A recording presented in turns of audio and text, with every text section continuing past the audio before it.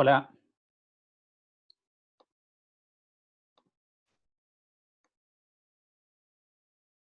¿cómo están?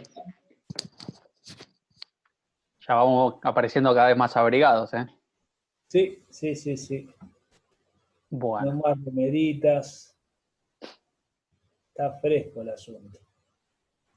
bueno, primero disculparnos porque ayer por ahí hubo gente que entró y le pifié a la fecha. Discúlpeme, ya perdí un poco la noción de los días que vivo, entonces puse 7 de abril y era 8 de abril, ¿sí? Igual creo que se dieron cuenta la mayoría, eh, pero bueno, si estuvieron un rato ahí con el Zoom intentando entrar, era hoy, así que disculpen. Y bueno, estuvimos viendo en el foro que anduvieron preguntando, quiere decir que estuvieron haciendo ejercicios, eso es bueno. Y había quedado una actividad para resolver, eh, sugerida, obviamente no es obligatorio, ninguno de los trabajos por el momento son obligatorios con fecha de entrega, sino que para practicar y aprender, ¿sí? Eh, Eran unos 6 ejercicios, si no me equivoco, 5 ejercicios, que el link está acá, ¿no? Si quieren acceder, yo se los puedo pegar acá en el chat. Ese link bastante extenso es la actividad que planteamos el miércoles pasado, ¿bien? Hoy igual vamos a hacer un repaso nuevamente y vamos a ver algunos algoritmos, pero la idea después es por ahí seleccionar uno de acá y resolverlo si tuvieron dificultades para resolverlo, ¿bien? Ok, Daniel. Bueno, sí, la idea es en la segunda parte, o ni bien termine este repaso, trabajar a partir de lo que ustedes nos planteen, ¿sí? Si estuviéramos en el aula, esta sería una clase en la cual le sugeriríamos, como hizo Ángel recién, resolver eso o alguno de los ejercicios de la guía, y trabajarían ustedes y después haríamos alguna de las resoluciones. Así que bueno, ahora vamos a echarle un vistazo, ahí vamos tomando nota de lo que nos van diciendo, vamos a echarle un vistazo al conjunto de herramientas de las que disponemos hasta el momento para hacer nuestros programas. Y también ya es hora de que empecemos, algo hemos visto, pero que empecemos a plantearnos estrategias de resolución, ¿sí? Porque a veces, en realidad, eh, lo que nos resulta o nos parece el mejor camino nos termina llevando a una cosa muy compleja. Y la verdad que la programación tiene muchos caminos posibles de resolución de las cosas, de estrategias diversas. Hoy vamos a empezar a ver algunas de estas ideas de cómo pensar la cosa. Ahí creo que ya lo dijimos varias veces, pero por la duda lo aclaramos, ¿sí? No hay entrega obligatoria de los TP. El que quiera entregar, lo entrega, nosotros lo analizamos, lo respondemos, pero no hay ninguna obligatoriedad para hacer ni ningún plazo para hacer la entrega. Esas son cosas viejas, cosas a otras materias les gusta hacerlo, qué sé yo, nosotros no lo hacemos, no tiene sentido, porque si nosotros les pedimos a ustedes que resuelvan el ejercicio y lo entreguen en tal fecha, y eso sí se serviría para que objetivamente aprendan, lo haríamos sin dudar. Pero algún tiempo lo hacíamos y lo que pasaba era que nos encontrábamos con ejercicios que se repetían de manera indefinida, que tenían un autor y un montón de seguidores, y la verdad que no sumaba demasiado. ¿Sí? No hace falta que nos entreguemos nada. Los que quieran entregar lo pueden hacer y nosotros muy gustosamente lo corregimos. ¿Mm? Después, también por las dudas, si nosotros tenemos dos cursos, nuevamente, si fuera la clase presencial, tendríamos uno en prehora, que le llamamos, ¿no? Porque en general las clases arrancan a las 6 de la tarde, digamos, ¿no? Pero en nuestro curso de Fundamento de Informática está antes de las 6 un curso y de 6 a 7 y media el otro curso, digamos. Eventualmente, si en alguna ocasión hay alguna, digamos, superposición con la materia que cursan a las 6, y se les dificulta participar de la videoconferencia, háganlo saber, y nosotros vamos a hablar con los profes de la otra materia, Ángel, por las dudas, ¿no? Sí. Porque, entiendo que puede llegar a pasar de una forma más... por ejemplo, si un estudiante está recursando esta materia, pero ya está cursando alguna otra materia, igual no se tendría que superponer el horario. Pero bueno, por las dudas, ¿no? Por las dudas, digan, porque por ahí se nos escapa a nosotros y resulta que lo estamos como presionando a tener que elegir entre una cosa y otra. Así que manténganos al tanto, nosotros igual con el departamento estamos en comunicación, pero bueno, a veces la comunicación es más directa entre nosotros, ¿sí? Bueno, arrancamos entonces, gente, vamos a hacer ese pequeño repaso, siempre con nuestras horrorosas filminas. Yo no tengo mucha gracia para hacer cosas gráficas, y la verdad que PowerPoint me da bastante fastidio. Yo trabajaba con el Visio, un producto que discontinuó Microsoft, y otras cosas. Voy a tener que buscarme algo nuevo porque esto me pierdo mucho tiempo para hacerlo. Bien, la idea es que hagamos un repaso rápido de lo que ya conocemos para refrescarlo, traerlo al presente, aquellas cosas que vimos en las semanas anteriores, y vamos a ingresar a empezar a ver esta idea de las estrategias de resolución de problemas y el uso de variables, ¿sí? ¿Se acuerdan lo que eran las variables? Como contadores o como banderas o como otras alternativas que nos colaboran, diría Pablo Escobar, en la resolución de problemas. ¿Sí? Nos colabora, solo colabora. Bien. Entonces, habíamos definido primero que nada lo que era un programa, así que nosotros somos los que vamos a construir este conjunto de instrucciones para resolver un problema, ¿sí? Habíamos visto que esas instrucciones tienen una organización específica, siguiendo un orden, una secuencia, que nosotros la leemos de arriba hacia abajo. Primera estructura de programación, la secuencia.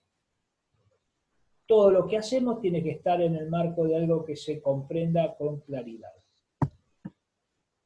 Dijimos que nosotros íbamos a trabajar en nuestra materia con un lenguaje de diagrama de flujo.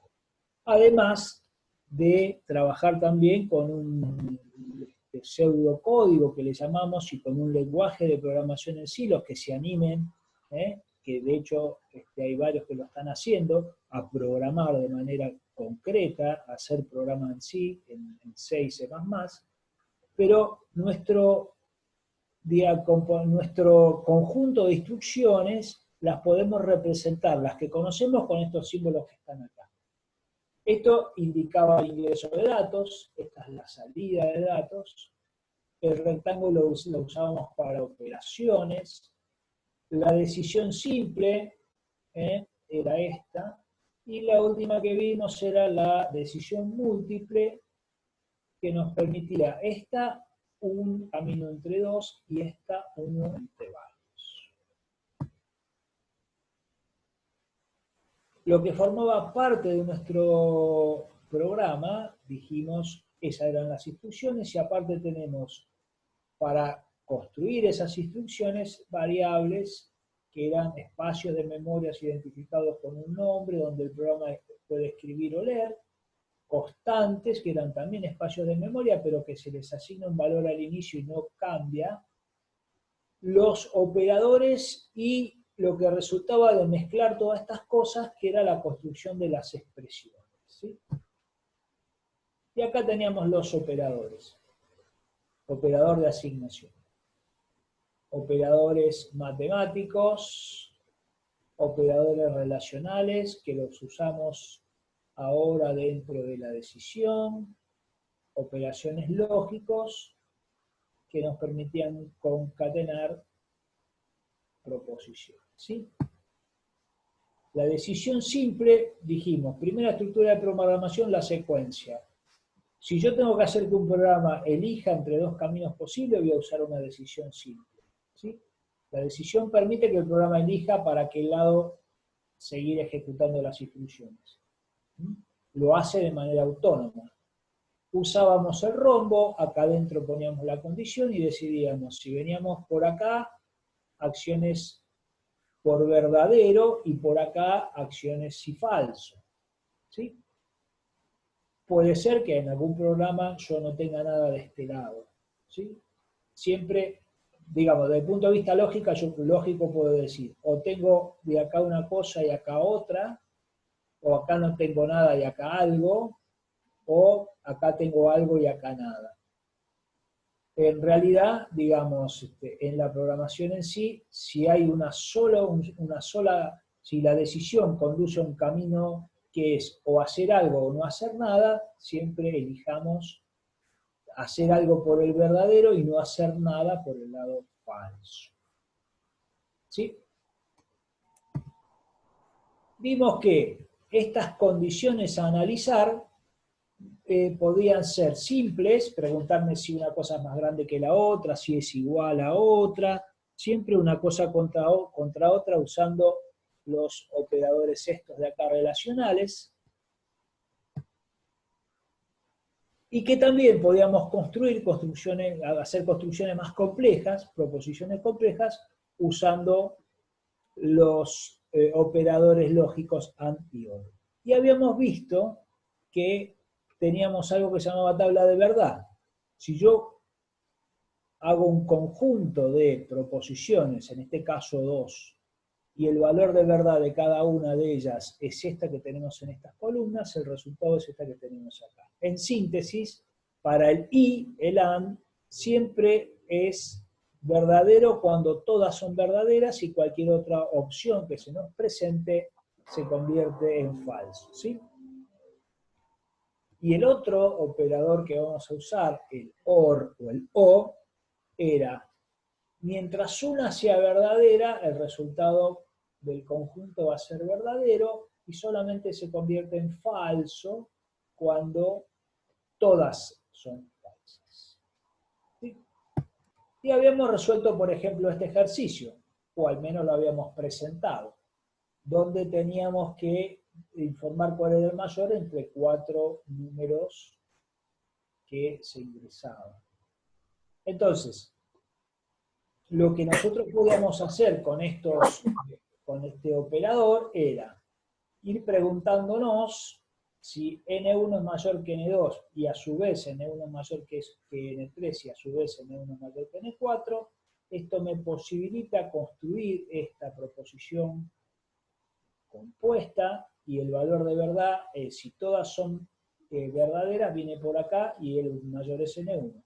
Y si no, vamos pasando por el lado falso y haciendo los análisis que correspondan, que ya se simplifican porque con cada conjunto de preguntas elimino una de las posibilidades. ¿Sí? También habíamos visto la decisión múltiple. La decisión múltiple nos da un conjunto de caminos posibles, y la elección la realiza el programa de acuerdo al valor que la variable que estamos analizando tenga, ¿sí? Es una decisión también. Todo lo que hacemos con la decisión múltiple se puede hacer sin problema con la decisión simple. No hay ninguna limitación en ese sentido, ¿sí? Entonces, pero hay ocasiones y hay ejercicios que vamos a ir resolviendo donde es mucho más práctico hacer esta otra cosa. Entonces, si seguimos, esta era la forma de representar la decisión múltiple y teníamos, acá arriba poníamos qué variable analizamos y acá los valores que eran valores definidos, concretos, discretos se dice, ¿no? y de acuerdo a si esta variable tiene este valor, se hace el conjunto de acciones que yo ponga por acá, que puede ser las que yo quiera. Puedo tener otro de estos metidos acá, ingreso de datos, salida de datos, todo lo que, recuerden que en programación se puede mezclar, siempre respetando las reglas de la sintaxis del lenguaje, se puede mezclar todo el contenido. Y había una de las opciones que le llamábamos, que era el default en el lenguaje nuestro, que es el C, que si no es ninguno de estos valores, viene por este lado. Y también habíamos hecho este ejemplo sencillo, y lo habíamos llegado a probar en el código para ver cómo funcionaba. Ingresábamos entonces un valor en la variable n. De acuerdo al valor que asumía la variable n, si ese valor era 1, venía por acá, si es 2 era por acá, si era 3 era por acá, y si era cualquier otro valor, el programa venía por acá. Tampoco es necesario que esto esté en orden. Recuerden que estos son valores que ustedes eligen, son los casos posibles que asume esta variable. Todo esto y lo que yo ponga en cada uno de estos lugares es absolutamente libre, solo sujeto a las reglas, como les decía, del lenguaje. Hasta acá más o menos con lo que hemos estado trabajando en las clases anteriores, siguiendo cómo habíamos hecho la distribución, si las clases, cuando pensábamos que las clases eran presenciales, bueno, más o menos vamos llevando, seguimos por ahora llevando respetando ese cronograma, ¿sí? Bien, entonces, con todo este paquete de cosas que conocemos, es importante que nosotros vayamos pensando que en programación en general siempre hay más de una manera de resolver un problema. Miren, de manera sencilla, si yo me paro en este de acá, yo arranqué preguntándome qué pasaba entre N1 y el resto.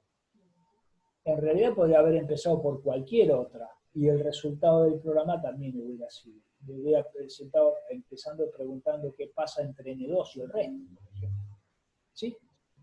O algunas otras estrategias de resolución que podríamos plantearnos para este ejercicio mismo, por ejemplo. Entonces, por lo general siempre hay más de una manera de resolver ese problema. Y a veces sucede que lo que a mí se me ocurre, lo que se me presenta a primera vista, no es quizás la mejor forma de resolver. Por lo tanto, lo que nos conviene hacer es sentarnos a analizar el problema en detalle, ¿sí? Sentarnos, pararnos o acostarnos o lo que sea. Es analizar el problema en detalle, ¿sí? Y es una de las estrategias más importantes para resolver cualquier cosa. Muchas veces en esta sociedad de quilombo en la que vivimos nos resulta complicado y no leemos lo que tenemos enfrente. Si me pasa a mí, que soy bastante jovardi, a ustedes les pasa infinitamente más, que tienen una formación, un contacto con la tecnología y los medios de información veloz, mucho más.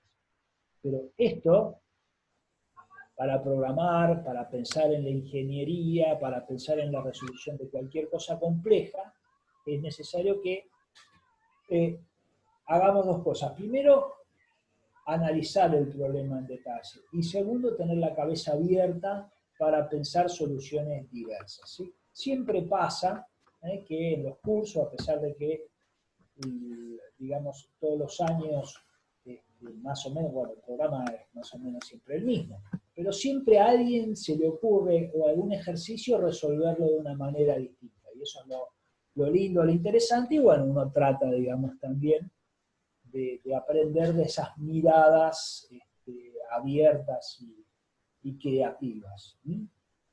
Entonces, vamos a un ejemplito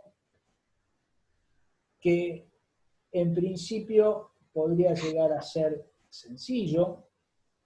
Nos falta ver, entre paréntesis, ¿no? Que luego ya veremos la clase que viene, probablemente otra estructura de programación que era la estructura cíclica, que es la repetición de instrucciones, que algunos también creo que ya se han adelantado y está bueno y que tenga ganas de hacerlo, donde todas estas cosas van a cobrar mayor peso, ¿sí? Pero igual por ahora es importante empezar a tener en cuenta estas ideas de cómo resolver las cosas, ¿sí? Entonces, yo digo, tengo que informar cuál de estos tres números son positivos. ¿Cuántos de tres números que se ingresan son positivos? Entonces, dos estrategias posibles de resolución serían: la primera, que es a lo mejor lo que a uno se le ocurriría, porque claro, estamos viendo decisiones y decisiones anidadas, y entonces digo, bueno, me empiezo a preguntar qué pasa entre los números, ¿sí? Es lo primero que me sale. Y entonces por ahí digo, bueno, ingreso los tres números y empiezo a hacer preguntas. Si n1 es mayor que 0 y n2 es mayor que 0 y n3 es mayor que 0, entonces son los tres positivos. Si n1 es mayor que 0 y n2 es mayor que 0 y n3 es menor o igual a 0, vamos a tener dos positivos. Y entonces, una vez que llego acá, entusiasmado, estoy viendo que tengo que hacer un montón de preguntas. Entonces digo, bueno, a ver, si yo paro la pelota y digo, a ver, ¿cuántas combinaciones tengo para resolver esto? Mi máquina pobrecita le cuesta cambiar de pantalla, pero ya va.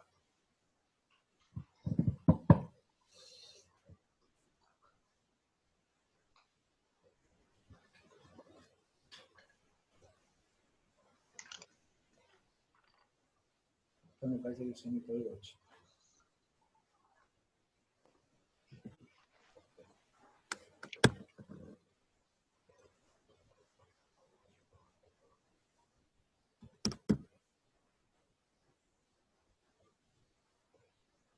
No es tanto que te pido, solo que levanté un Excel.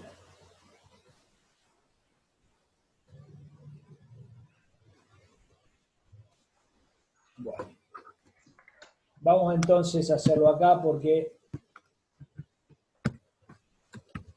tengo los tres valores.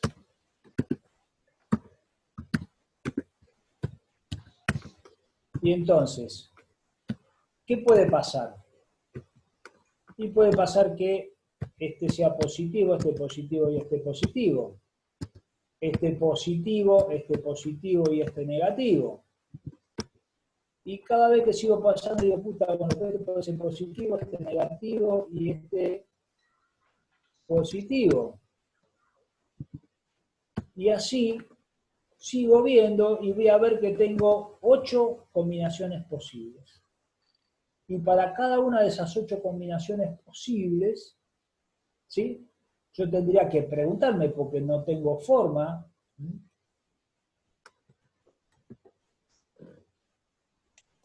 Profe, Sí, señorita. ¿no se puede hacer, por ejemplo, que detecte si tiene un menos el número? Claro, y eso es preguntándote. La única forma de hacer que detecte es preguntándote. Yo estoy esperando que mi computadora cambie de pantalla, está mortal todavía. La verdad que no sé por qué.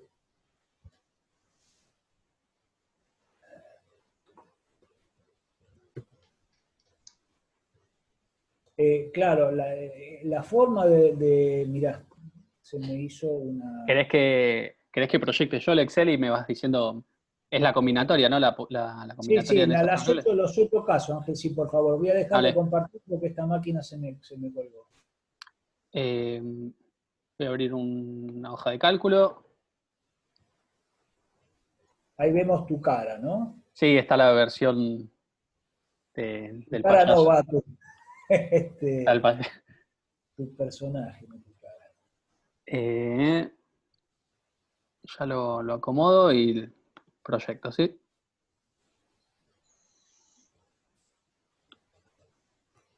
Exacto, versión Pennywise.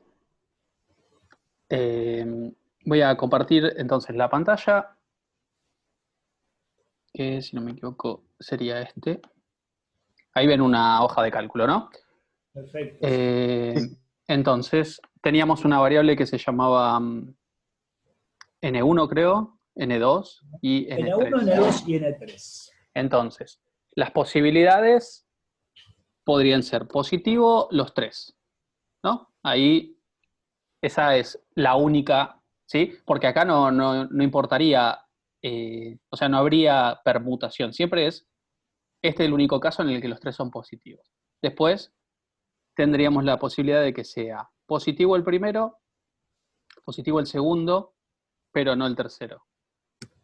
Vamos a ponerle n para negativo, ¿sí? Luego tendríamos la posibilidad de que sea positivo el primero, negativo el segundo y positivo el tercero.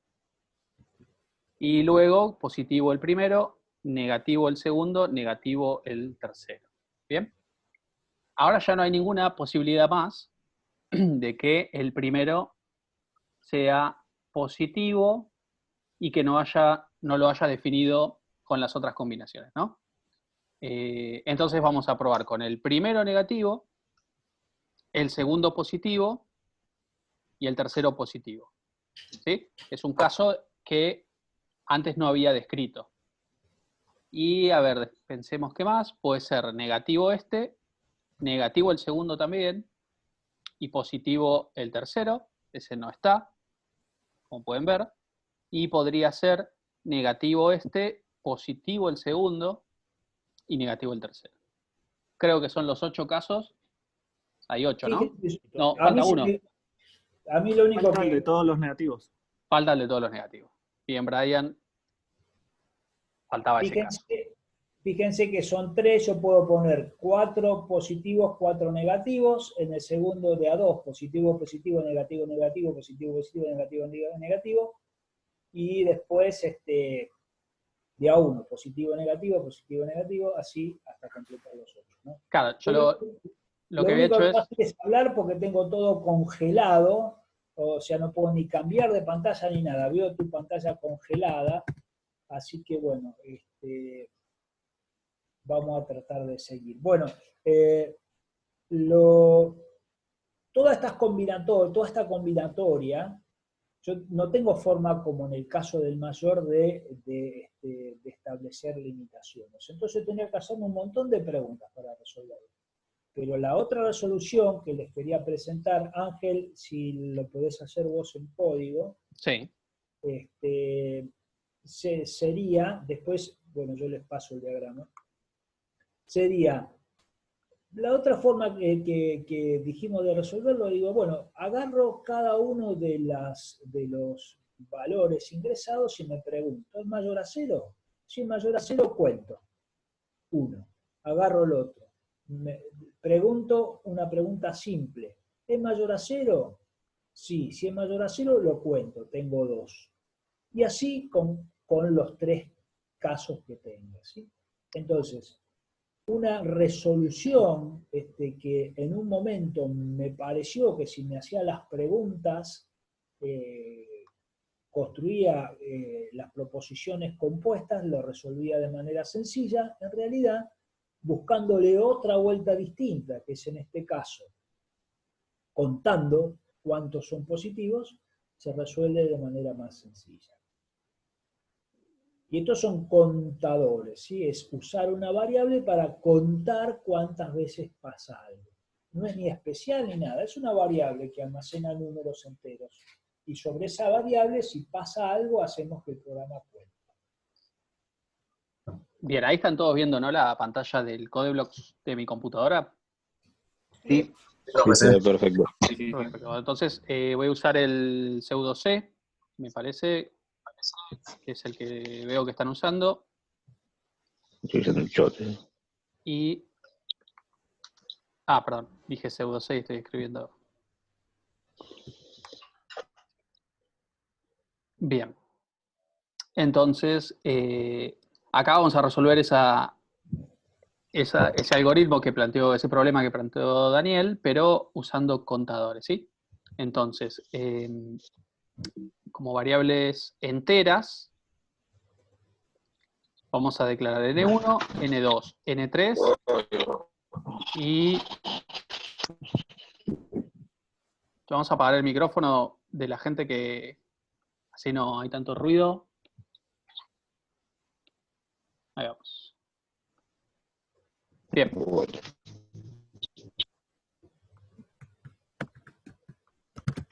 Bien, seguimos. Entero N1, N2, N3 y una variable específica vamos a usar para contar la cantidad de positivos, que le voy a llamar cant. ¿Bien? Entonces, ¿qué habíamos dicho que pasaba con las variables cuando las declarábamos y todavía no le habíamos puesto ningún valor? Mientras voy ingresando. Era un número basura, ¿era? Exacto. Si una variable no la ingresábamos por teclado ni le asignábamos un valor, guardaban un valor que le habíamos llamado basura, ¿sí? Y esa basura no era más que un número,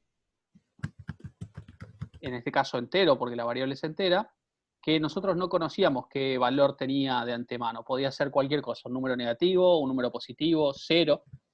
No teníamos garantía de qué valor tiene. Y como nosotros lo que vamos a hacer es contar sobre la misma variable, sobre lo que tenía la variable en el momento, contamos de a 1 cada vez que pase algo en nuestro programa, vamos a poner la variable en 0. ¿Sí? Entonces, la cosa es que al final yo tengo que poder decir cuántos números positivos de los 3 ingresados hubo. Entonces, me pregunto, si N1 es positivo, si es mayor a 0, lo que hago es, lo que tenía cant, le sumo 1 y lo guardo en la misma variable. ¿Qué tenía cant en este momento? Cuando yo me pregunto si N1 es mayor a 0. Tenía 0, ¿no? Entonces 0 más 1 nos da 1. Y eso se guarda en la variable cant. Así que si justo el primer número que ponemos es positivo, va a venir por acá, y lo que va a hacer es, a 0, que es lo que tenía cant, le sumo 1, y eso mismo lo guardo en cant. Ahora vamos a una siguiente pregunta. Si N2 es mayor a 0, y yo lo que voy a hacer acá es lo mismo. Cant igual a cant más 1. O, mejor dicho, a lo que tenía cant le sumo 1 y lo vuelvo a guardar a cant. Entonces, si el segundo número que pongo es positivo también, lo que va a pasar es, ¿cuánto tenía cant en ese momento? Tenía 1 esta vez, porque el primero me lo aumentó en 1, con el segundo, esto tiene 1. 1 más 1, 2, y ese 2 lo que hago es guardarlo en cant nuevamente. Así que ahora cant valdría 2. Y ahora me pregunto con N3, ¿sí? Y es tan común usar esto, hacer que una variable aumente de 1 en 1, que incluso existe como una especie de atajo o abreviatura para escribir esto, y es la siguiente. El nombre de la variable más, lo que hace es lo mismo que está arriba. A lo que tenía la variable le suma 1. ¿Bien? Entonces, si N1 es mayor a 0, a lo que tenía cant le sumo 1. Si N2 es mayor a 0, lo mismo. A lo que tenía cant le sumo 1. Y lo mismo pasa con N3 mayor a 0, pero escrito de otra manera. ¿Bien? Y al final de todo lo que voy a hacer es un mostrar con un salto de línea primero para que se separe un poco del otro texto. Y vamos a poner cantidad de números positivos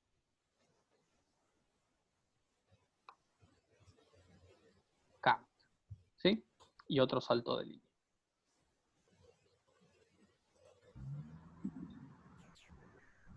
Si quisiera sumar de a más, por ejemplo, si en lugar de sumar de 1 en 1 quiero sumar de 10 en 10, con esta sintaxis, la que tengo en la línea 15 y en la línea 18, puedo poner un 10 acá y a lo que había en cant le sumo 10, ¿sí?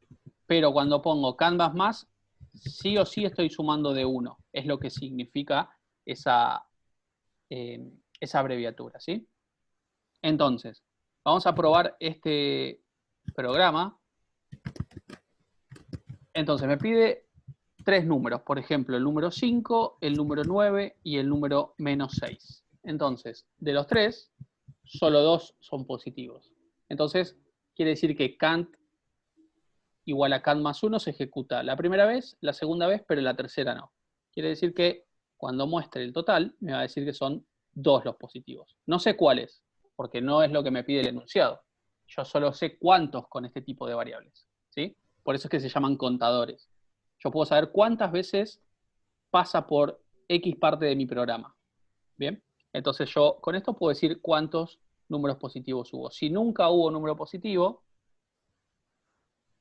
nunca pasa por el verdadero de ninguno de los if, y la variable queda con el mismo valor con el que se inició, que es 0.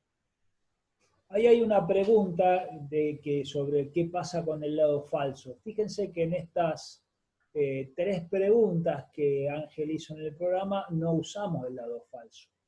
Es que si yo no tengo nada por hacer por el lado falso, no lo pongo y listo. No hay obligación de hacerlo. Claro, el lado verdadero de un if es luego de las llaves, ¿no? Eso es algo que vimos. Ponemos el sí, y luego ponemos llaves, y todo lo que queremos que pase del lado verdadero. Pero si no tiene lado falso, no lo ponemos. Solamente ponemos el lado falso, que sería el sí, no, si realmente vamos a hacer uso del lado falso. La Tengo una llave... pregunta, profe. Sí. Sí. Justo también tiene que ver con la llave. Si yo estoy haciendo todo en C y C++, ¿también tengo que usar llaves? Sí, Sí. Las llaves son de C y C++. Nosotros antes de usar llaves usábamos palabras, pero era más engorroso usar las palabras que usar las llaves. Claro, terminás escribiendo más con las palabras que con las llaves, y aparte visualmente creo que queda más claro con las llaves, porque fíjense que incluso se colorean el par de llaves con la cual cierra la llave, ¿no? Yo me paro en la apertura y me colorea el cierre. O me paro en el cierre y me colorea la apertura. Entonces es mucho más claro. Las llaves lo que hacen es encerrar el conjunto de instrucciones que pertenecen al lado verdadero o eventualmente el lado falso de la decisión, ¿sí? O sea, hacen que esas instrucciones solamente se ejecuten vinculadas a la decisión. Todo lo que pones entre las llaves de inicio y de fin del sí pertenecen a si es verdadero. Si no, ponle un else nomás, Ángel, para mostrar nomás. ¿En cualquiera? Sí, sí. Perfecto, gracias. ¿Ves? Entonces ahí tenés el lado verdadero y el lado falso. Si vos querés dejar el lado falso, lo ponés sin nada, no pasa nada, digamos, pero no es obligatorio, ¿no? Solamente si lo vamos a usar. Eso es cuando queremos efectivamente, cuando tenemos acciones por el falso. Acá no tenemos acciones por el falso. Hay veces que nos interesan las acciones por el falso porque descartamos por el verdadero determinadas cosas y por el falso hacemos otras. Y en este caso solamente nos interesa contar, saber si pasa algo. En este caso si es positivo, podríamos preguntar si es mayor a 4, podríamos preguntarlo si es igual a 1, lo que sea que necesitemos nosotros contar, cuántas veces pasa determinada cosa. ¿Sí?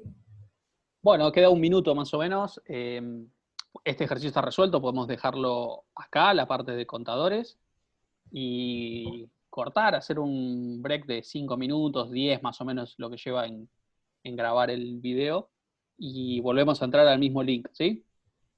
En la próxima parte quedó pendiente uno, pero yo no voy a seguir, pero bueno, ahora voy a reiniciar la máquina a ver qué onda. Pero la idea es esta segunda parte, que ustedes nos consulten, ¿sí?, sobre los temas que hemos visto, lo que les resulte más complicado, o si hay algún ejercicio en particular, vemos de resolverlo. Así el pseudocódigo es lo más sencillo para nosotros acá desde la máquina, ¿no? Si no, en el diagrama vemos, también podríamos resolver. Bueno, ¿Estamos? corto por ahora y seguimos en un rato. Hasta luego. Gracias. 20 minutos, así analizan y anotan si tienen preguntas. ¿Estamos? En 20 volvemos.